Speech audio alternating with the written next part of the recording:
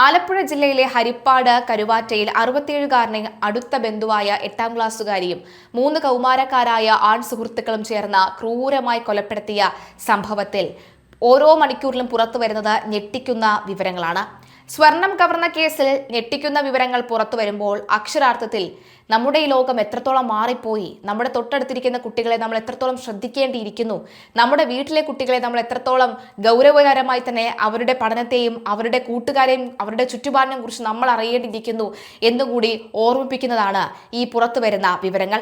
വീട്ടിൽ നിന്ന് കാണാതായ 8ാം ക്ലാസ്സുകാരിയായ പെൺകുട്ടിയാണ് കുറ്റകൃത്യത്തിന് പിന്നിലെന്ന് കൃത്യമായി ഉറപ്പിച്ചിട്ടും കൃത്യത്തിൽ പങ്കാളികളായ കൗമാരക്കാർ പിടിയിലാകുന്നതുവരെ തികഞ്ഞ ജാഗ്രതയോടുകൂടിയാണ് പോലീസ് കാത്തിരുന്നത്.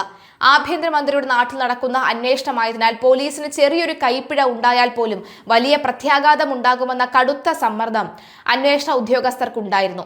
അതിനാൽ തന്നെ ഒരു വനിതാ പോലീസ് ഉദ്യോഗസ്ഥയുടെ നേതൃത്വത്തിൽ കുട്ടിയുടെ നീക്കങ്ങൾ അതീവ രഹസ്യമായി നിരീക്ഷിക്കുകയും സംശയം തോന്നാത്ത രീതിയിൽ വിവരങ്ങൾ ചോദിച്ചറിയുകയുമായിരുന്നു. തിങ്കളാഴ്ച രാവിലെയാണ് കൊലപാതക വിവരം പുറത്തറിയുന്നത്. താൻ ശനിയാഴ്ച രാവിലെ വീട്ടിൽ നിന്ന് പിണങ്ങി പുറത്തു പോയെന്നും അടുത്ത ദിവസം 2 തവണ തിരിച്ചെത്തി മുത്തച്ഛനെ അന്വേഷിച്ചെന്നും പിന്നീട് കൂട്ടുകാരന്റെ വീട്ടിലാണ് താമസിച്ചതെന്നുമാണ് പെൺകുട്ടി ആദ്യം പോലീസിന് മൊഴി നൽകിയത്. ഇതിനുശേഷം കുടുംബത്തോടൊപ്പം വണ്ടാനം മെഡിക്കൽ കോളേജ് ആശുപത്രിയിൽ പ്രസവത്തിന് പ്രവേശിപ്പിച്ച ബന്ധുവിന് കൂട്ടിരിക്കാൻ പോയ പെൺകുട്ടിയെ അവിടെ എത്തിയ വനിതാ പോലീസ് ഉദ്യോഗസ്ഥ നിരന്തരം നിരീക്ഷിച്ചുകൊണ്ടിരുന്നു. തുടർന്ന് പെൺകുട്ടിയുടെ ഫോൺ കോളുകളും കൂട്ടുകാരികളിൽ നിന്നുള്ള വിവരങ്ങളും കേന്ദ്രീകരിച്ച് നടത്തിയ പരിശോധനയിൽ കൊല്ലത്തുള്ള ആൺ സുഹൃത്തുക്കളെ കുറിച്ച് നിർണായക സൂചനകൾ ലഭിക്കുകയും പോലീസ് പരവൂരിലെത്തി ഇവരെ തിരിച്ചറിയുകയും ആയിരുന്നു. പിടിയിലാകുന്ന സാഹചര്യം ഉണ്ടായാൽ പോലീസിനെ തെറ്റിദ്ധരിപ്പിക്കാൻ പ്രതികൾ മുൻകൂട്ടി കൃത്യമായ ഒരു പ്ലാൻ ബി തിരക്കഥ തയ്യാറാക്കിയിരുന്നു. പെൺകുട്ടിക്ക് വയറ്റിൽ മുഴയുണ്ടെന്നും ഇതിന്റെ ശസ്ത്രക്രിയയ്ക്ക് മരുന്ന് നൽകാനും പണം നൽകാനുമാണ് തങ്ങൾ ഹരിപ്പാടെത്തിയതെന്ന് പറയണമെന്നാണ് ഇവർ പരസ്പരം തീരുമാനിച്ചിരുന്നത്. ഹരിപ്പാട് പോലീസ് പ്രത്യേക അന്വേഷണ സംഘം 3 വ്യത്യസ്ത കേന്ദ്രങ്ങളിൽ നിന്നാണ് 3 ആൺകുട്ടികളെയും ഒരേ സമയം കസ്റ്റഡിയിലെടുത്തത്. പരസ്പരം ബന്ധപ്പെടാൻ സമയം ലഭിക്കാതിരുന്നിട്ടും മൂവരും പോലീസിന് മുന്നിൽ ഒരേ കഥ ആവർത്തിച്ചെങ്കിലും പെൺകുട്ടിയുടെ മൊബൈലിലെ വാട്സ്ആപ്പ് ചാറ്റുകളും ഫോൺ സംഭാഷണങ്ങളും ഓഡിയോ സന്ദേശങ്ങളും നിരത്തി ചോദ്യം ചെയ്തതോടുകൂടി ഇവരുടെ പദ്ധതി തകരുകയും കുറ്റം സമ്മതിക്കുകയുമായിരുന്നു. +2കാരനായ 1ാം പ്രതിയെ പോലീസ് സമീപിച്ചത് പെൺകുട്ടി കുറ്റസമ്മതം നടത്തിയെന്ന് പറഞ്ഞാണ്. ഇയാൾ വീട്ടുകാരുടെ സാന്നിധ്യത്തിൽ ഓടി രക്ഷപ്പെടാൻ ശ്രമിച്ചെങ്കിലും പോലീസ് പിന്തുടർന്ന് പിടിക്കുകയായിരുന്നു. ഇതിനുശേഷമാണ് വണ്ടാനം മെഡിക്കൽ കോളേജിൽ വെച്ച് പെൺകുട്ടിയെ മാറ്റി നിർത്തി വനിതാ പോലീസ് ഉദ്യോഗസ്ഥ വിശദമായി ചോദ്യം ചെയ്തതും കുറ്റകൃത്യത്തിൽ പങ്കാളിത്തം പെൺകുട്ടി ഏറ്റുപറഞ്ഞതും. ദിവസങ്ങൾക്ക് മുൻപ് തന്നെ മോഷണം ആസൂത്രണം ചെയ്തതും ബന്ധുവിനെ കൊലപ്പെടുത്തണമെന്ന ആൺസുഹൃത്തിന് കർശന നിർദ്ദേശം നൽകിയതും താനാണെന്ന് പെൺകുട്ടി സമ്മതിച്ചു. കൂടാതെ താൻ ഉന്നയിച്ച ബാഡ് ടച്ച് ആരോപണത്തിന്റെ പശ്ചാത്തലത്തിലും പിതാവും കൊല്ലപ്പെട്ടയാളും തമ്മിൽ പ്രശ്നങ്ങൾ ഉണ്ടായിട്ടിരുന്നു എന്ന് വരുത്തി തീർക്കാനും കൊലപാതകത്തിന്റെ ഉത്തരവാദിത്വം സ്വന്തം പിതാവിലേക്ക് വഴിതിരിച്ചു വിടാനും പെൺകുട്ടി ശ്രമിച്ചിരുന്നു. പിടിക്കപ്പെട്ടാലും തങ്ങൾക്ക് വലിയ ശിക്ഷ ലഭിക്കില്ലെന്ന് പെൺകുട്ടി മറ്റു 3 കൗമാരക്കാരെയും വിശ്വസിപ്പിച്ചു. ക്രൂരമായ കൊലപാതകത്തിന് ശേഷം വീട്ടിൽ ബോഡി സ്പ്രേ മോഷ്ടിച്ച പ്രതികൾ നാട്ടിലെത്തി സാധാരണ പോലെ സുഹൃത്തുക്കളുടെ വീടുകളിൽ താമസിക്കുകയായിരുന്നു. പ്രതികൾ രാസലഹരി ഉപയോഗിക്കുന്നവരാണോ എന്നും പോലീസ് ശക്തമായി പരിശോധിക്കുന്നുണ്ട്.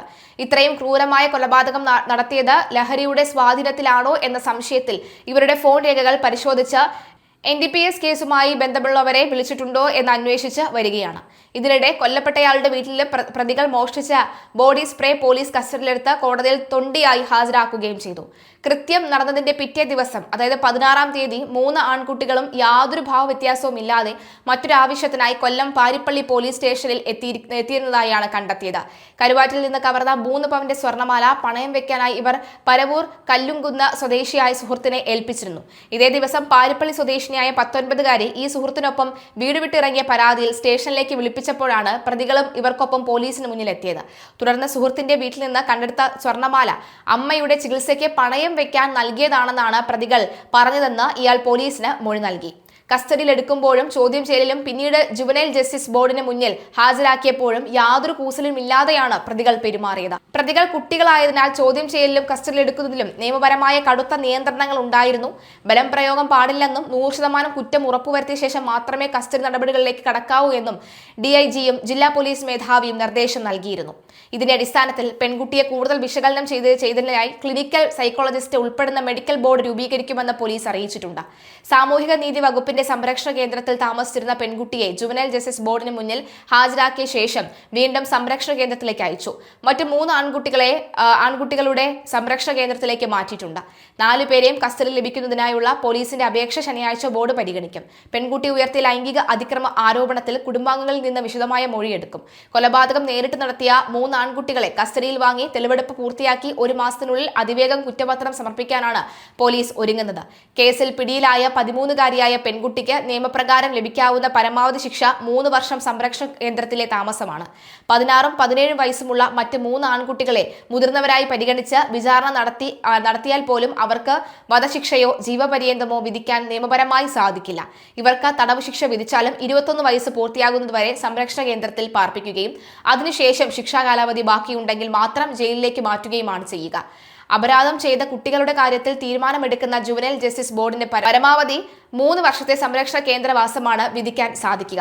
എങ്കിലും 16 മുതൽ 18 വരെയുള്ള പ്രായപരിധിയിലുള്ളവർ ക്രൂരമായ കുറ്റകൃത്യങ്ങൾ ഏർപ്പെട്ടാൽ അവരെ മുതിർന്നവരായി കണ്ട് കുട്ടികളുടെ കോടതിയിൽ വിചാരണ ചെയ്യാൻ ജുവനൈൽ ജസ്റ്റിസ് ബോർഡിന് ശുപാർശ ചെയ്യാം.